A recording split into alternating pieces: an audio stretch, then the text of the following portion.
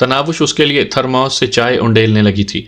कबीर दादा ने मुंह बनाते हुए कहा, कहाँ यार, तुम्हारी बहन के निराले मंसूबे होते हैं। आज जुमे का दिन है और पूरा दिन मोहतरमा ने मेरे साथ गुजारना है। ऐसे जिद तो नहीं करते गुड़िया। पाशा फौरन तनावुश को समझाने लग गया था।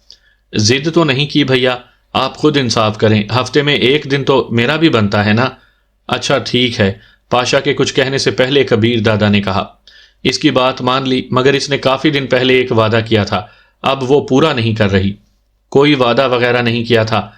तनावुश ने इनकार में सर हिलाया। उसके चेहरे पर हया की सुर्खी दौड़ गई थी। पाशा ने बादिल नखास्ता पूछा, कैसा वादा, कुछ मुझे भी तो पता चले। याद है इखलाक हुसैन के घर की तकरीब में मोहतरमा मेरे साथ गई थी।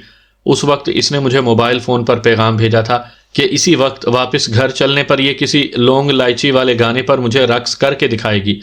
कल ही मैंने बख्श को मोबाइल में यह गाना सुनते देखा।